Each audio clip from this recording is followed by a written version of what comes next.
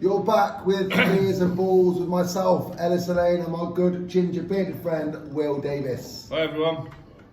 In this episode, we're going to talk a bit about 5 and 6 side football and how that compares with Sunday League, how the demographic may have changed and why people are choosing to play or not to play.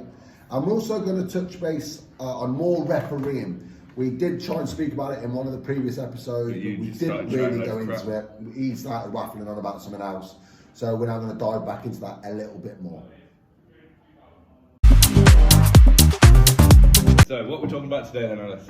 Right, Will, you've done 5-side, 6-side teams. Yeah. In terms of, I did 5 sides since I was 21, didn't I? yeah, you had Ziggy Tutors. Ziggy Tutors. Never to be heard of again. I've never heard that team name before in my life. No, mate, we've I need the story. We've done 5-side teams. Yeah. And we've learned all the names. Okay, I need all to know the the funny story. names. Ziggy Tutors, why? But there's only ever one Ziggy Tutors. And why was you? I was a manager of Ziggy Tutors as well. I started it myself. Yeah. I probably had through how many years do you reckon we did it? I did it from 21 till about 29, I reckon. Good stint, that. So I probably did it for about 8 years at Coventry Swimming Baths. It wasn't in the swimming pool. It was in the sports hall. On the hard ground. On the hard ground, indoor. They had a middle bit, one big pitch, one little pitch, Yeah. and you didn't know what game you were playing on. The small pitch was predominantly the lower league, Right, weren't it? yeah, And the yeah. bigger pitch was the top league. Yeah. Obviously, we spent one season in bottom league, and then we're always top. Yeah. Right, why Ziggy Tutors? You haven't got to the story. Why the name? Why the name? Because a lot of us smoked a lot of weed. Okay. If I'm going to be honest about Okay, that. fair enough. A So lot of people did. It all comes from Lewis Proud. I'll shout him out. I don't know if you remember Okay. Lewis. You remember Lewis? I probably would have seen him on that with He faces. played. He's Maddie's uncle, Right, okay. and he played. And he come up with a list of names Yeah. on his phone, and a lot of them were quite drug related. If I'm totally honest. Right. And Ziggy Tutors just had a good ring to it. Right, so that's where it's Yeah, going. and we were the tutors, and then we did that for a while on the Friday nights, weren't it? Yeah, And then we did Friday nights and Sunday at one point, Yeah. and then we were the KV tutors, KV Tutors, which Kersley Village Yeah, tutors. yeah. That's where we're both from, Kersley Village. Yeah. And then you had some younger lads, Yeah. like Bishop's little brother, KV Mark Hughes. Tutors Reserves. Diddy tutors. Diddy Tutors. They were called the Diddy tutors. So we had like a little franchise Right, going. It okay. wasn't just one 5-side team. Right, okay. You know, it was a bit of a franchise. But yeah, I loved it. And then obviously you've also managed Sunday League adults. Yeah. When I retired, I went into amateur. Retired. Just remind everyone again what age you retired at. 31, 30, 31. It pains me to hear that you retired at that age. But I know, anyway, yeah. the reason why I asked that question, right? Obviously, 5 and 6 side football has been around for years. Sunday League football's been around for years. And how we knew it growing up, it was for the older lad. Saturday football was more for the younger lads, the ones that still had good quality and they played down the Dunlop and the Sphinx and all that. And the older lads played on a Sunday, you know, get together with the lads. I don't think it was just the older lads. I think it was more the... How we was growing up though, how Yeah, we but no, how I was perceived it was a drinkers league. Right, The okay. Sunday league was like, they wanted to go to the pub afterwards. They wanted to get steam into you went to the pub afterwards. You got drunk. Yeah. Saturday football was a bit But that more. wasn't really back in them days a young culture to go and get steamed at the pub on a Sunday morning. Oh yeah, it was. Do you think? Yeah, mate. I think the drinking's going out of the youth nowadays. Yeah, but they're getting less of the drinking Nah, culture but now. that's what I'm saying. Have we seen a shift in the demographic, if you like, in terms of it's now younger players playing the 5 and 6 side football, it's younger players playing the Sunday League, and that culture to drink and get in the shower, have a bit of banter and piss on people has gone. Some Do people. you know what it is, don't it? Mate, Yeah. come on. Yeah, I get it. But it's not just that. The pubs are closing. The pubs are closing. Yeah. Like around us, we had 2 pubs. So you had the Golden Eagle, which is one team. Yeah. Then you had the Colliery. Colliery, and then And then Yeah. what? Oh Yeah, yeah, the yeah, Heron Alfred pub. yeah, The Eagle closed. Yeah. The Colliery closed. yeah. I believe the Hounds hasn't got a football team anymore. No. The Colliery still has got a football team, but that's because of the land that they own. Even though there's no club there anymore, they still they're still running from there. But yeah, I think that's the main change is the fact that there are no pubs. So people after the games go home. Do you think Sunday League's what it used to be? Not from a pub standpoint, from a playing standpoint, do you think, like we spoke about international football levels years ago I to think now, all the leagues have dropped. in over the standard? years. Yeah. I think all of them have dropped in standard. I mean, like, I ran the Sunday team, and we went from the bottom league to the top league in six years, 5 promotions. Yeah. Could I have done that back in my dad's age? Probably not. No, that was because good teams. there was some absolutely fantastic, not only just fantastic teams, there was more. Yeah. I mean, you look at the Cov League, what I say now, like 4 leagues. Yeah. You know, you'd have like, I think it was like 6 leagues and then a Premier 1, Premier 2. Yeah. So it was like 8 leagues and you'd have more teams in each league. So even the So bottom... why the drop off? Pubs. You blame the drop off I of Sunday blame league? pubs. I blame pubs, yeah. I do. Wow. Definitely, I blame pubs. But surely it's not going to It's a just be social side with pubs. You'd go to the pub and you'd be there and then somebody would be like, oh, we're starting a team. And then the next thing you know, you're in that team. and you're a part of that And pub. you're part of that signed to pub, so that you're pub. already in Yeah, there. yeah. You're already in there. You would. And like growing up on the village, you only wanted to, well, apart from you, because obviously you played at a high standard as youth, you probably never wanted to play for the Golden Eagle. No. But for me, I knew I wasn't going to make it. Yeah. I wanted to play for the Golden Eagle. You know what I mean? I wanted to follow in my dad's steps, and that's why I started the football team, because there was no village team. Yeah. So I started one. So that the kids could, not all the kids, do you know what I mean? They were Yeah. adults, could come and play for a local club. Okay, so do you think, right, just obviously we've not got the Eagle anymore, do you think if the Eagle was still there, you would manage to get your young group of players, because your team was young, you know, I played in it for a year, 2 years, would you get all them young group of lads to the Eagle? Or was it Afterwards, Just, yeah, or is it just not that culture? What I'm saying is, has the culture changed in Sunday League football? Well, that where you haven't got but older lads that want to go and be get honest, pissed with the lads because that's their only social we day always out. got quite a few people back to, it was like the Bull and Anchor. Yeah. You know, Sometimes it was here, yeah. You know, you'd have like when we did come here. Sometimes we'd come and there was 20 people. Yeah. That was coming after the game because the fans would come as well. Yeah. I had loads of fans. But they'd come. 15 Yeah. was our max about attendance. No, 31. I remember the first year because I'm stat mad, and Yeah, you know I'm stat mad. I got wrote this down. book. I've got a book of every goal scorer, every appearance, Every starting lineup. every starting something lineup. made. Yeah, absolutely everything. Stat man. You just brought me to a stat. Right? Hang on, I wanted to go say on, this. go on. Remember stat. I even started the first season taking a tally of the fans. Yeah. Obviously, I didn't carry that on. It only happened for the first season. Right, That was okay. a stat that sort of got lost in Yeah, the way. lost. Yeah. I've got a stat for you. Okay. You don't have to answer it right now, unless you know it right now. You may have to, it might play on your mind. Okay. A team got relegated from the Premier League on 42 points. Madness, that, by the way. 42. 42 points, relegated from the Premier League. Who was it? You don't have to answer that now. Let that fester in your mind. So, which one did you prefer? Did you prefer? You have to concentrate now. No. Did you I prefer? can only think I don't know why I keep thinking Newcastle, but it's not. not going to be. No. That's a bit obvious, isn't it? Did you prefer Sunday League football, standard, like even managing or playing, regardless, or did you enjoy the 5 and 6 side football? What was more enjoyable for you? You can't beat Sunday League. You can't You go beat Sunday League. 11 side. You can't beat 11 side football. You can't. You just can't. I mean, I love Ziggy Tutors. Yeah. But I love Ziggy Tutors because I was a gaffer. I ran it. You know, I organised Yeah, it all. I got the players in. Again, What about through them today? years, there was like I reckon 50 odd players that played for Ziggy Tutors Yeah. for a 5-a-side team. Yeah. Mental that. Yeah. Mental.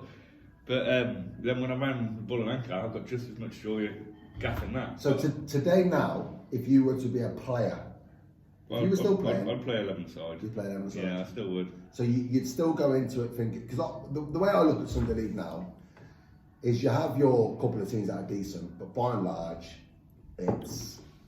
it's fucking pissed up lads on a Sunday morning. I don't know. You only want to promote like your company. No, it's not. Yeah. It's not. That's what he wants to promote. It's definitely not. It's definitely not. I just look at. I've been involved in small-sided football now for quite a while, and I've just looked at the landscape change and look at how many old heads come versus young heads, and I'm thinking back in the day, this was for the older lads. Some 5-a-side, 6-a-side football was for the old men who could no longer commit to Sunday League because they were aging. They just wanted to run around and keep fit. No, it's not. Now it's Yeah, not. no, Now it's for the young I lads. can agree with that. But, who are. but when I was 21, there wasn't really an old.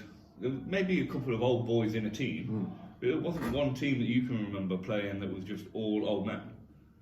Even when we were young, I was 21. You would have been younger than 18, probably 16 when you were playing. Yeah. So you can't say that young lads weren't playing football because you obviously were. Yeah, young. And we're going back 20 years. We're going back. It's got to be 20 years now, isn't it? Yeah, I just think like for Sunday League, the retirement age is earlier now. You don't get very many older lads playing Sunday League, really.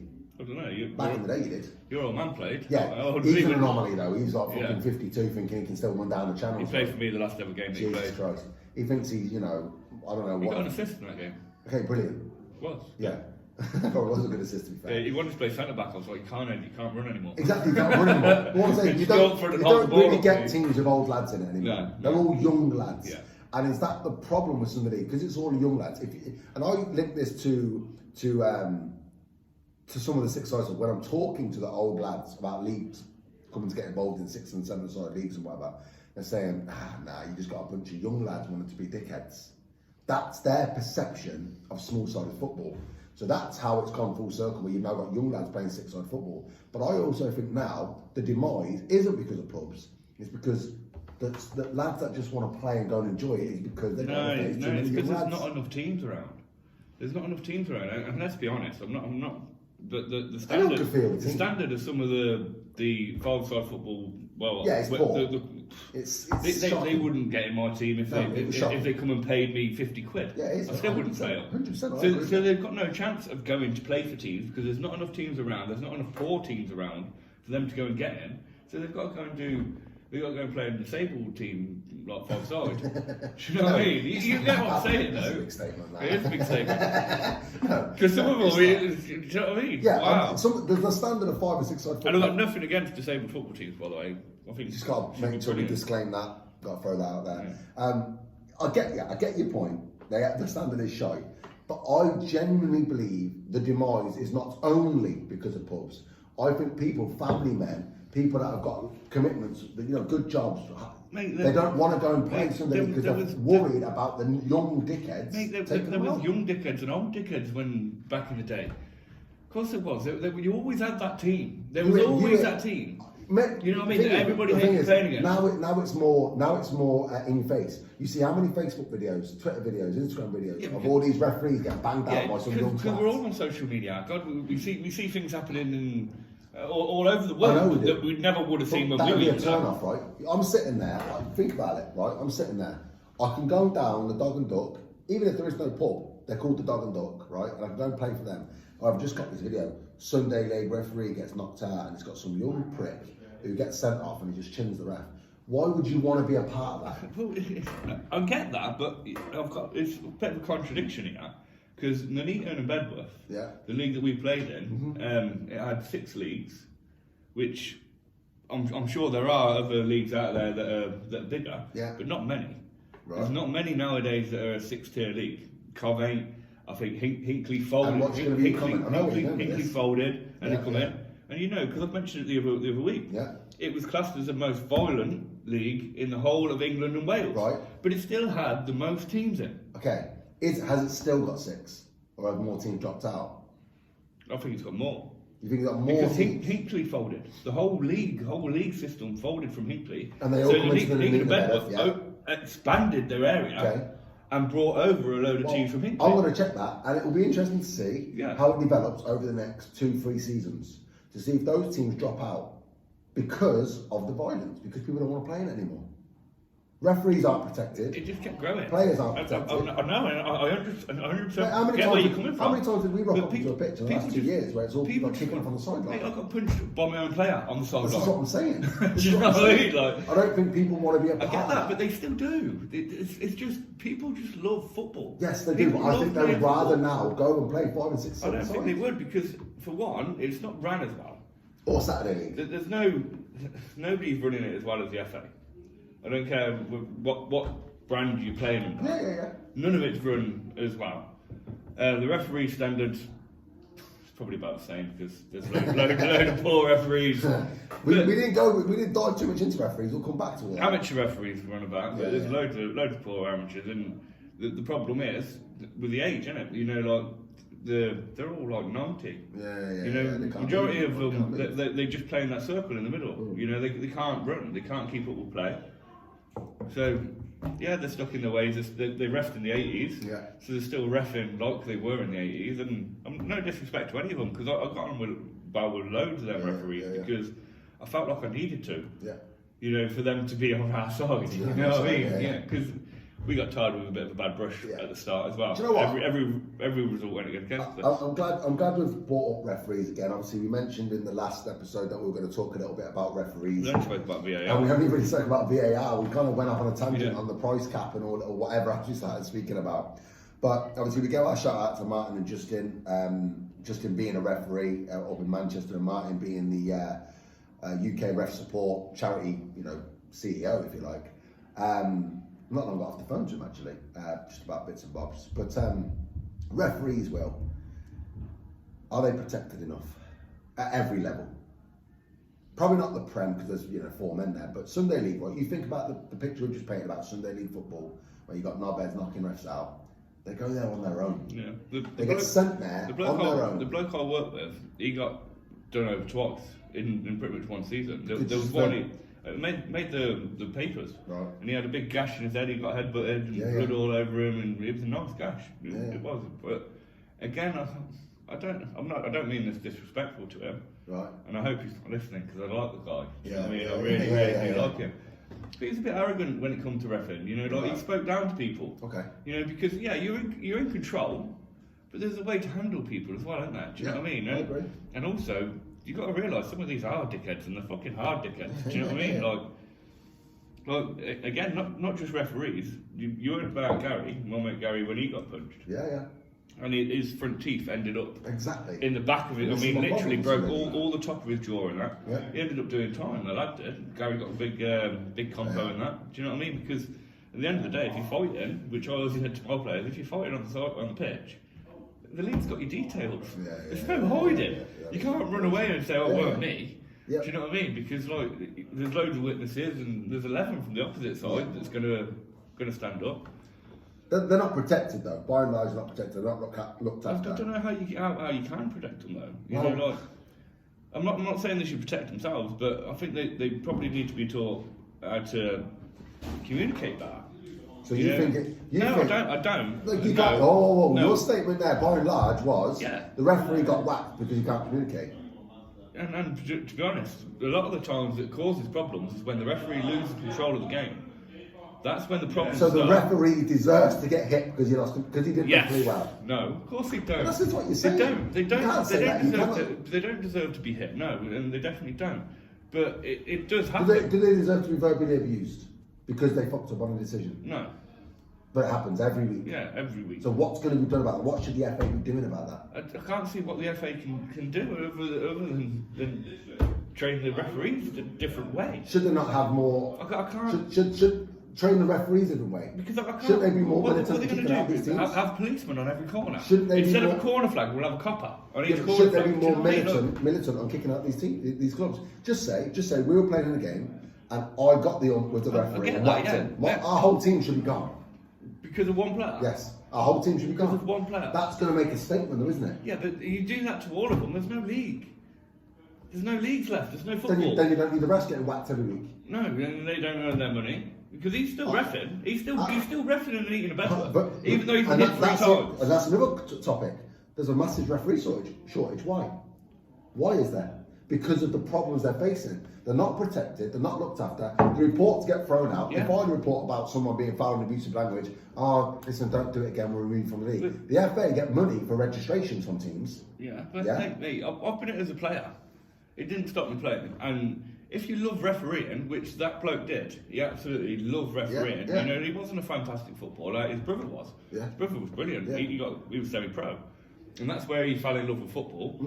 And he loves reffing. It's not his life, but he pays for all his holidays with it. His extra in the back pocket. You know what I mean? He absolutely loves it, and he won't stop. And he's not even an old referee.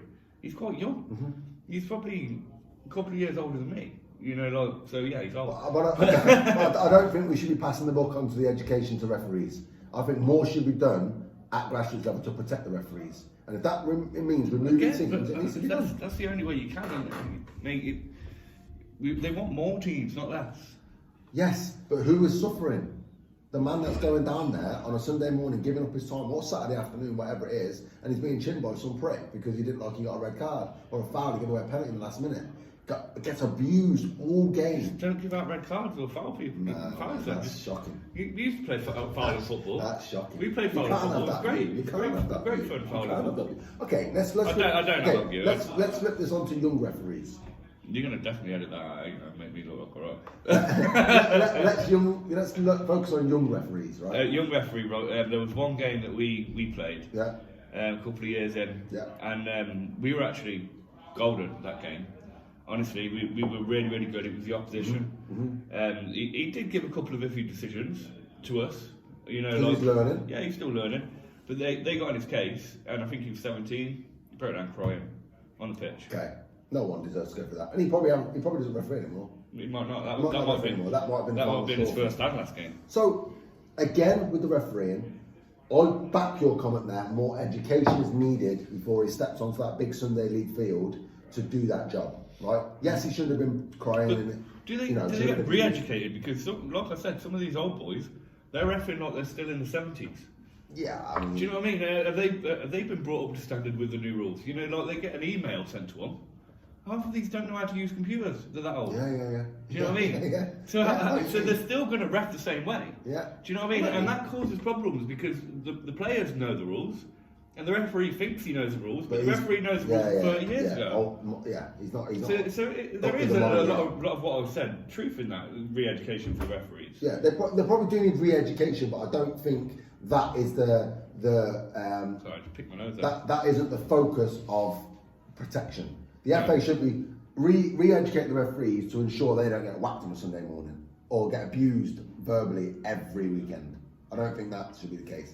When it comes to young referees, well, an interesting question I got for you.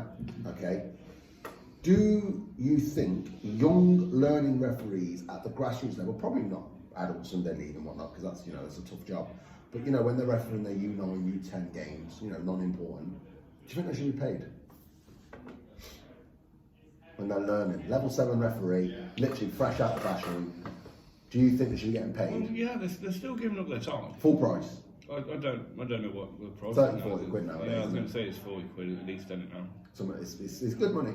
Do you think they should be getting paid? When they're 17 years old, they've probably played a little bit, they don't really understand the rules of the game. The time of the game is obviously less, because if you're playing under 9s, it's only like 20 minutes a half. Yeah. So there's 40 minutes, and they get paid the same as somebody that runs 90 minutes. Yeah.